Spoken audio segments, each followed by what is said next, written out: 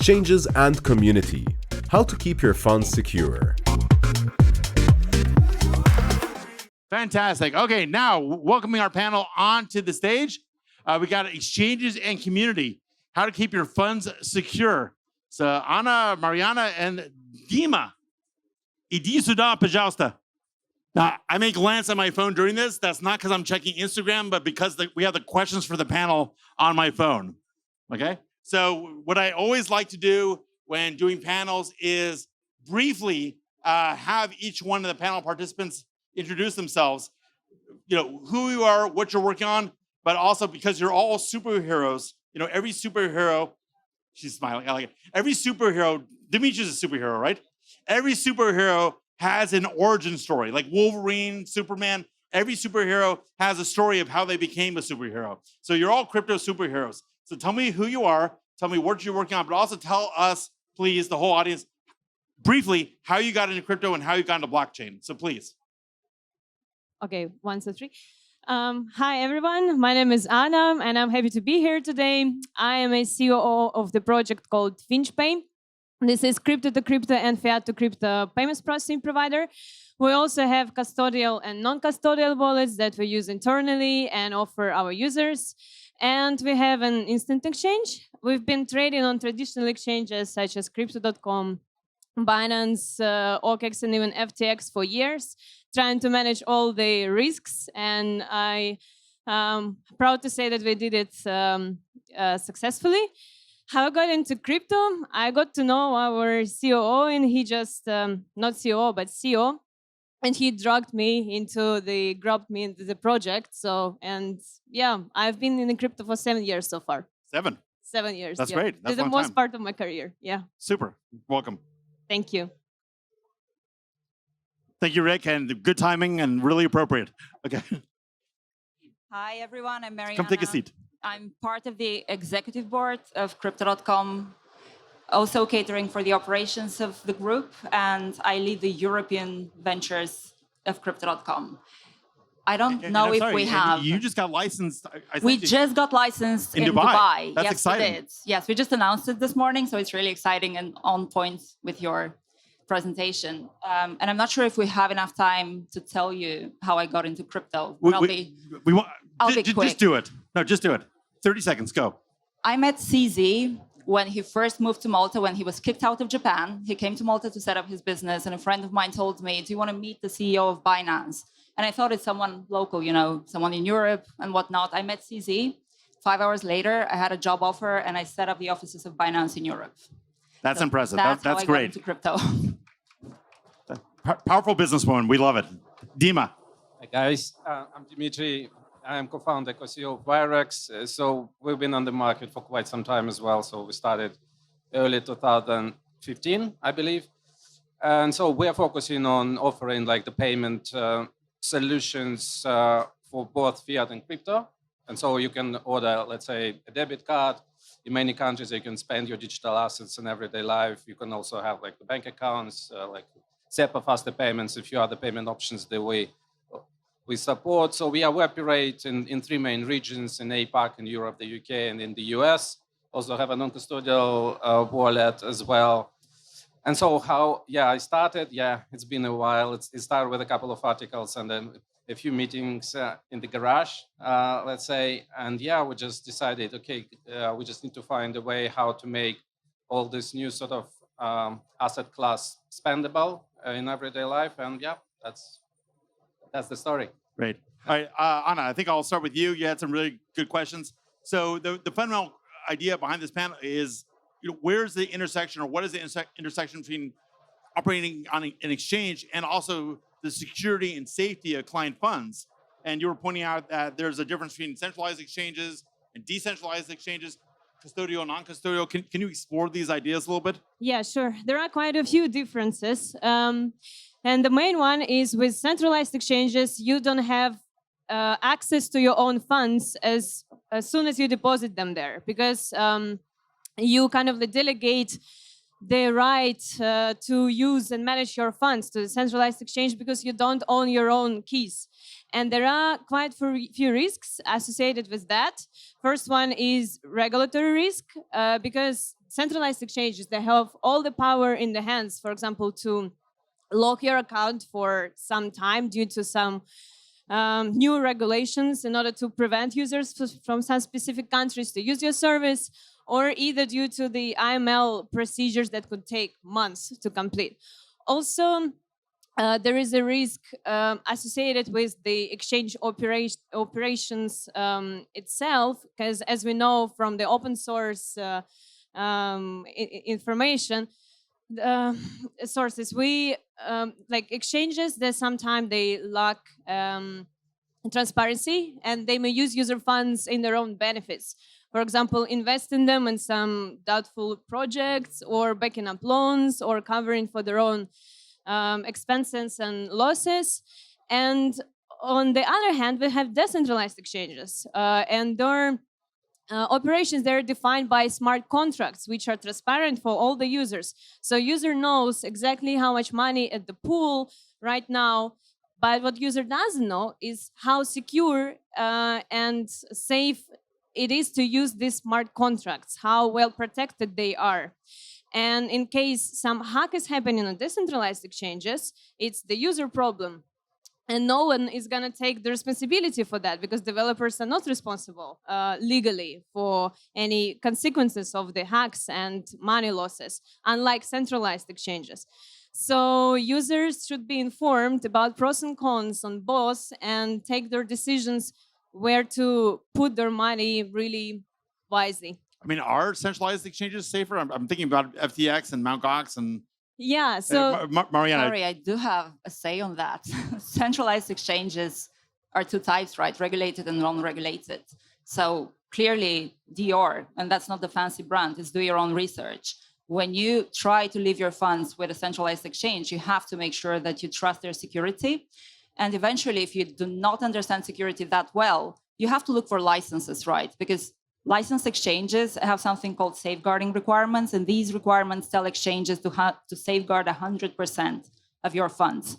And they have very tough requirements on how to safeguard those funds. So they would either back it up with, as like per like with crypto, they will keep any fiat assets, or they will invest in tier one investment securities or any kind of commodities. There is a regulation that tells you exactly how to do it.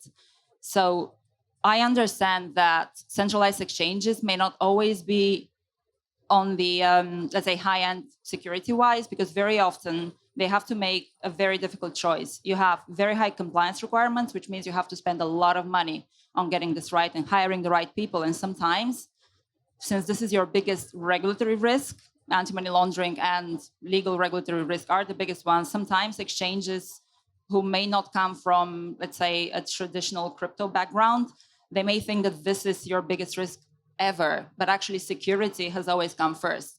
In fact, I'll come back to that story of CZ. The first thing he asked me is, what do you think is the biggest risk that exchanges face? And since I come from traditional finance, what I said stupidly was, I think regulatory risk is your biggest, and you may not see it now. Now he sees it. But this was my stance 7 years ago. However, what he told me was very right. He said, no, the biggest risk is security. Because if you don't know how to protect your funds, nobody can help you. And you have to be responsible. The good thing is that centralized exchanges are actually kept, those who are licensed, are kept to a standard by the regulator, which means that if they get hacked, your money is safe. They have to return your money one way or another. And this has happened to many companies. I like it. And I also like your Dior pun. I'm going to use that myself. So I always say, don't say someone you adore her, say you Dior her. But now there's do your own research, Dior. Nice. Okay, we got that. Dmitry. Yeah, I actually agree with what the speaker is. So I think obviously if we take the concept of CeFi, of CeFi and DeFi, we can find advantages and disadvantages in both of the schemes. And like you said, yes, it's definitely with centralized exchanges, you probably know that there is less chance that this exchange particularly can be hacked or something like that, and the funds can be stolen. especially if there are sort of the audits and the licenses, all this fancy things. On the other hand, I think because just the concept of DeFi is just a bit too young, and it takes a little bit longer, because if we remember the exchanges like a while ago, the majority of them were basically, to some extent, it's sort of a vulnerable stage in terms of the security and so on. So yeah, I guess it just Actually, Dmitry, let me jump in, because I've been dealing with this personally. Is it a vulnerable stage, or is it inherent to the nature of the thing? Because I don't know if smart contracts will ever, unless we have some static contracts that are proven and never change. Yeah. How are you ever going to get out of sort of trial by fire of putting them online and seeing whether or not they get hacked? All these things were audited and they all got hacked. Will DEXs ever grow up? I personally hope they do, but I am not convinced. Yeah, I believe so, but it's going to take some time. So it's a technical issue, and it can be solved, Okay, theory. How can it be solved? By essentially improving the quality of the smart contracts and trying to figure out how else we can, ensure that, it's safe. I'm just going to pursue it another notch. Are we going to do more of what we're doing, or is there some qualitative shift in how we need to approach the smart contracts to give us more comfort? Yeah, there are a couple of things at least. And so from my perspective, the most probably interesting one is you can essentially use the app chains or private chains, right? So, and in this case, you only allow access to the just a certain number of users, not to everyone, right? And it improves already. Okay, that's interesting. Like semi-privatizing the chain. Exactly. That's interesting. Mariana, you raised an interesting question in one of your questions. You were pointing out the role of community in exchanges, which is not something I would natively think about on this topic. What did you mean? So probably a lot of you know that every big brand out there in crypto has their own community. So there are people who are official representatives, let's say, of the company, who would just go around and simply educate people how to deal with crypto. You can literally tap into that community to understand how everything works. On the subject of DeFi wallets, many people are confused, right? They are on one end enticed to try the yield apps, let's say. Maybe they want to play with a few more D apps, but they don't know what happens to their money, and they don't know who do they contact if something goes south.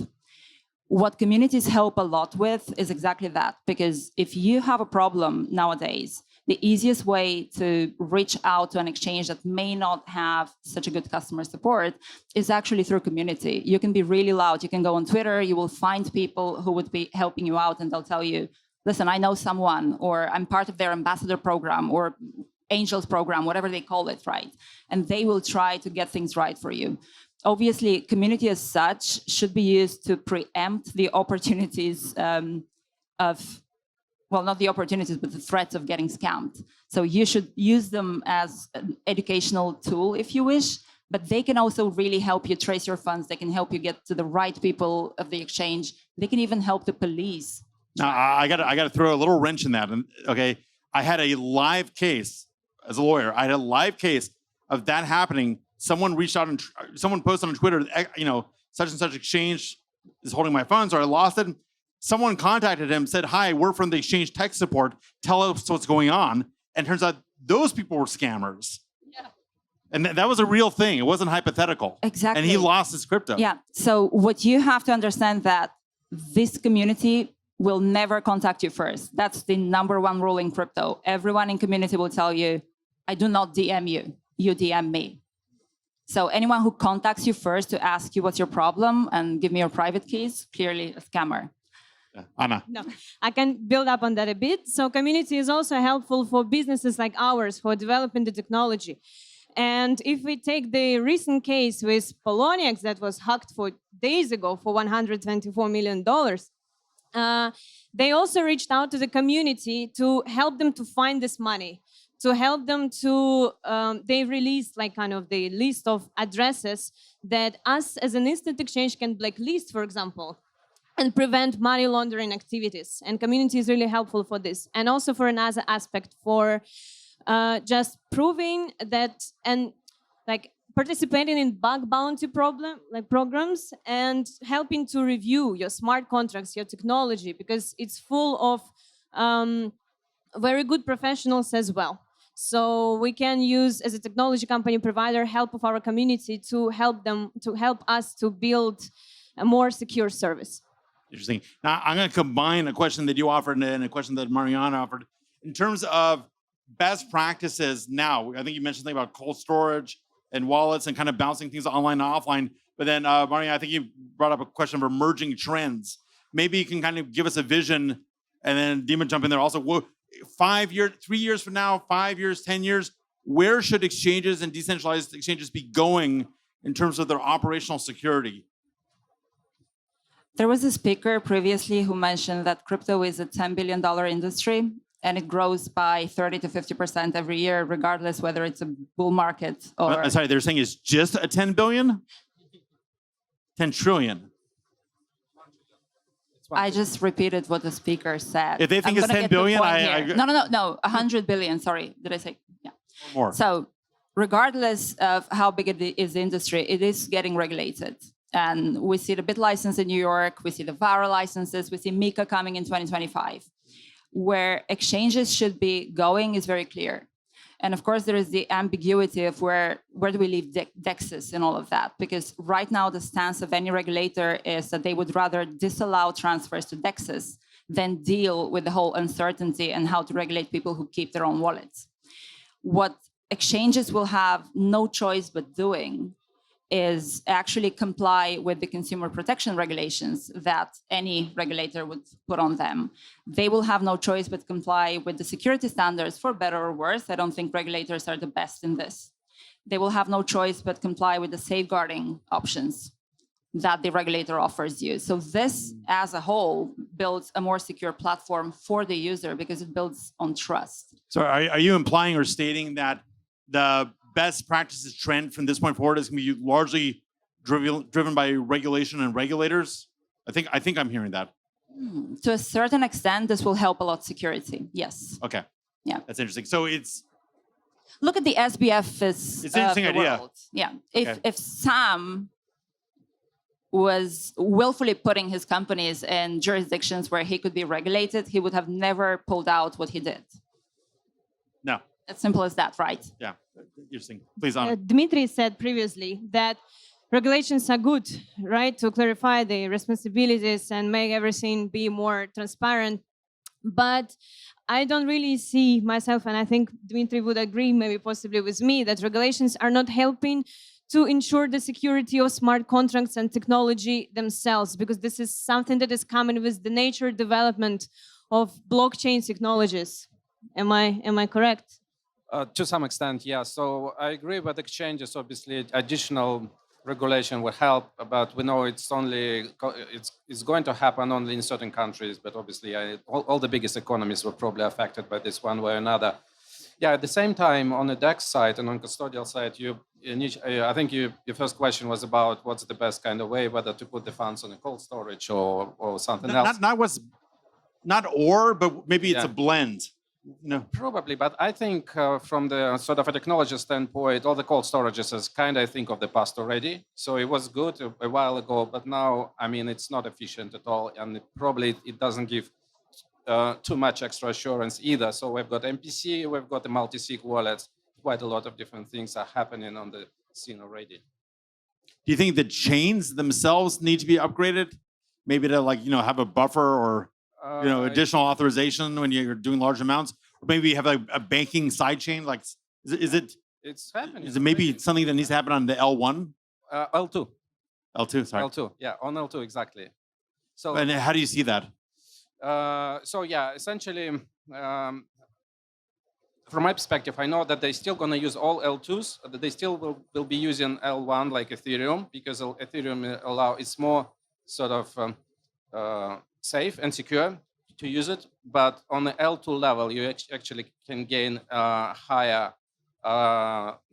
speed and lower cost on the transactions. Right, but can you implement? You said that cold storage is now becoming a little bit passé, mainly because it's not nimble enough. I'm asking, do the chains themselves need to maybe be upgraded to produce comparable safety or techniques onto them, or does that maybe go against the ethos of blockchain a little bit? Yeah, so it's always all about, decentralization and security. And we have a lot of examples of both approaches, right? And so it's all about to find sort of a right balance like everywhere else in life. Great. Okay, we have a few seconds left. Is there a question from the audience maybe we can entertain? Anyone? I'll give you a free copy of my presentation. And $10. And $10 from Lieberland. No, I won't. Okay, I'll take advantage. Any last word?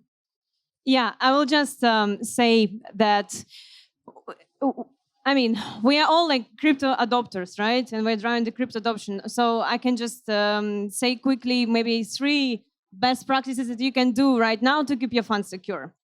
So first of all, don't put your liquidity in just one service, let's say. You can use the combination of custodial, non-custodial setup. Make sure that you save your private keys securely, you store them securely. Don't send it to yourself and to anyone via Telegram. Avoid Wait, putting what? it... No, don't. I can't email myself? Oh, that's a shame. Well, you should memorize it, and you can use some techniques for that. For example, and like a multi-party computation wallet, something like that, MPC wallets, right? That can help you to make your seed phrase contain some words that it's easier to memorize, like from your Gmail address, from password for your phone, etc. And also, you can use other range of services that would risk their own liquidity, like instant exchanges that are trading for users on users' behalf on the exchanges, and user can just place the order on an instant exchange without depositing money anywhere. I'm going to cut you off just because of time. Sure. 10 seconds, last thought. 10 seconds. Exert common sense, because no matter which practices you follow, if you decide to fall victim of an investment scam, you're screwed. That's for sure. Completely. 10 seconds. Yeah, I totally agree with Mariana. That makes sense. What else to add? So yeah, just you need to be careful all the time. Yeah, be careful out there. Okay, big round of applause, please, for our wonderful panel. Very well done. Thank you very much.